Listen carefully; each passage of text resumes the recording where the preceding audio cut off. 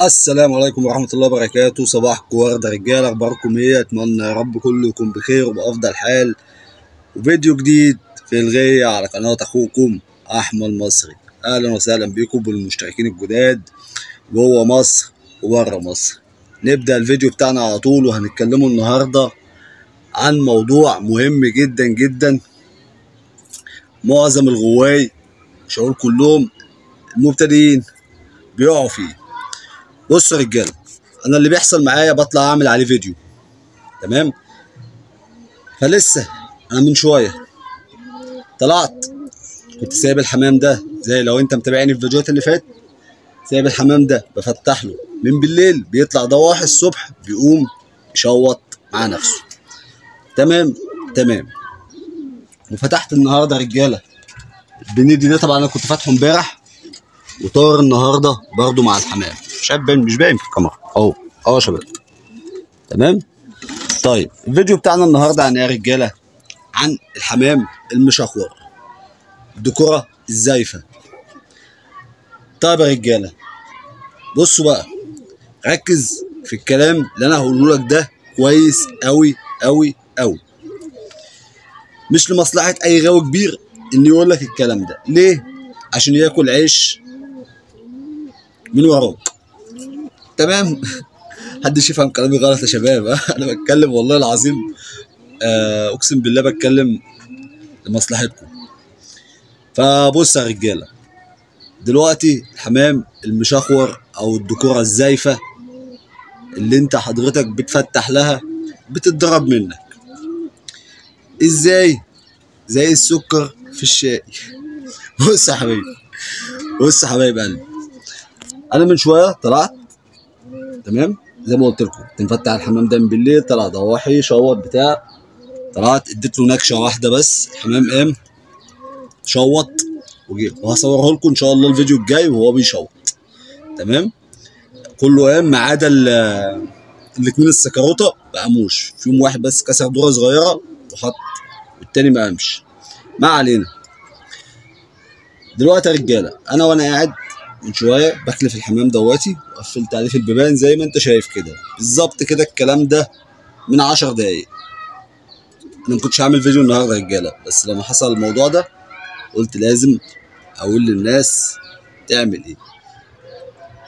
خلاص قفلت على الحمام، حطيت له الكلفه بتاعته، الحمام بيكلف، وكنت قاعد انا هنا في القاطع هنا، تمام؟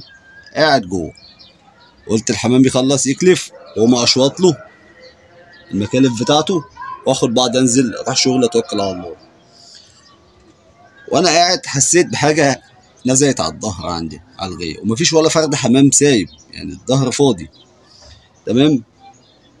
قمت بصيت هنا من النضاره من هنا، لقيت فرد حمام بنيدي. انا مرزق في البنايد يا رجاله.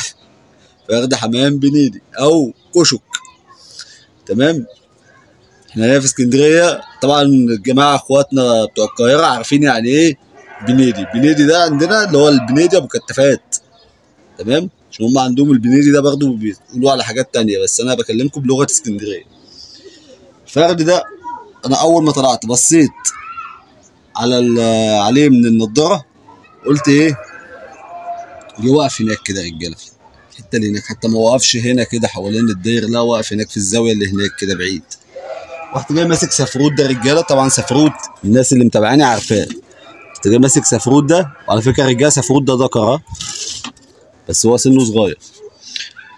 رحت جاي ماسكه وفتحه وطلع، واقف فين؟ واقف في الحته دي، تمام تمام.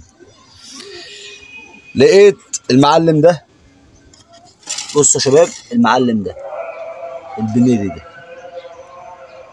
ده مشخور وزايف على اخره، والله العظيم ما كمل نص دقيقه كان في الارضيه.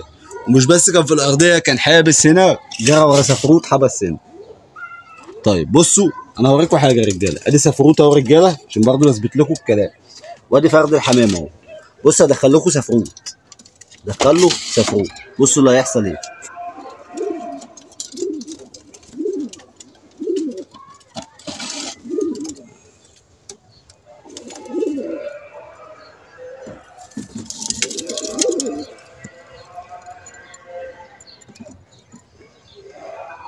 الفرد ده لسه داخل الباب حالا زايف، دخل سفروت بابه. تمام زايف. بصوا يا رجاله سفروت ده ذكر الرجاله، ها بصوا اهو لسه صغير خلاص. فده زايف.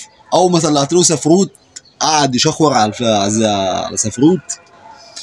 سفروت راح جاي نازل وراه في كلمه الا كلمه. سفروت راح جاي داخل الباب بتاعه، لقيته لك جاي مسقف تك تك تك وراه في الباب. شديت عليه شبكه الامرايه تمام، ورحت داخل حبسه زي ما انتم شايفين. حطيت له رجاله. بصوا يا رجاله اهو، انا اي فرد بيجي عندي لازم نكرمه. ادي مزقه ميه اهي، مزقه ميه اهي يا رجاله، وادي المعلف بتاعه تمام. واشواط طن الحمام بتاعي اهو قالب المكان. فيا رجاله لو عندك فرد حمام، حتى لو فرد الحمام ده اوله وزايف ومشخور، ما تفتحوش ما تفتحوش. وانا رجاله لو تفتكروا الفيديو اللي عملته عن الحمام الدشور، حمام الدشور ده رجاله بيثبت، يا اما بتشخوره ياه بتثبته على طيره، وفي ناس بتثبته على بيبان تمام، بس معظم الغواي بتثبته على طيره، يعني بتشخور فرد الحمام. فرد الحمام لما بيشخور لو هو حديد وصلب مش هقول لك هيتضرب منك في المجال ده، هو هيضيع نفسه بنفسه. لو شك في اي فرد حمام تك تك تك ور هيسقف وينزل عليه على اي غيه. هترمي له اي فرد حمام هيشخور عليه هيحبس، مش محتاج طاره، ده بدون طاره فرد الحمام خط. تمام يا شباب.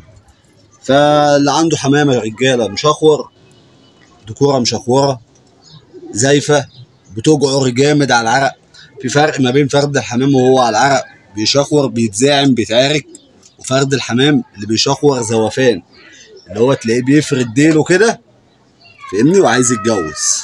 طبعا كل الغوايه عارفين فرد الحمام الذكر لما يبقى زايف بيعمل ايه وبيجعر ازاي.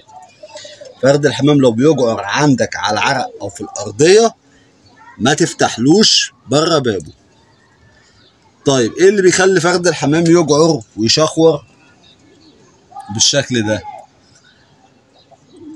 سبب واحد بس يا رجاله. فرد الحمام لو انت جايبه من عندك وهو زغلول، لو انت جايبه عندك وهو لسه زغلول مستحيل هيجعر ويشخور وهيزوف، مستحيل. ليه؟ لان ما شمش ولا شاف طيره، ولا شم ولا شاف طيره. وبرضه رجاله الناس اللي بتحط طواير في الغيه غلط. الناس اللي بتفتح الدكوره بتاعت الاوله وفي زغاليل في الارضيه طالعه نازله والدكوره في الباب شايفاهم غلط. اللهم بلغت اللهم فاشهد. تمام يا رجاله. فالحمام اللي هو بتثبته اخويا على طيره، حتى لو سبت عندك وقعد عندك تاكد انه هيتضرب منك. تمام يا رجاله. عشان كده عملت الفيديو بتاع حمام الدشار، رغم ان الفيديو ده في ناس زعلت مني. طبعا انا ما اقصدش حد ذات نفسه، انا بتكلم في المطلق يا رجاله، ده رايي تمام. ممكن يكون رايك مخالف لرايي، لا يفسد من الود قضيه. تمام يا شباب. فده فرد الحمام اهو، لو ليه صاحب برضه يتفضل مشكورا يجي ياخده. تمام يا رجاله. فرد حمام زي ده لو ما حدش جه سأل عليه ولا حد خده ما ينفعش عندي هنا في الغيه. تمام. ده كان الفيديو بتاعنا النهارده رجاله. اتمنى يا رب يكون فيه افاده. لو اول مره بتشوفنا اعمل اشتراك وما تنساش اللايك بتاعك، والسلام عليكم ورحمه الله وبركاته.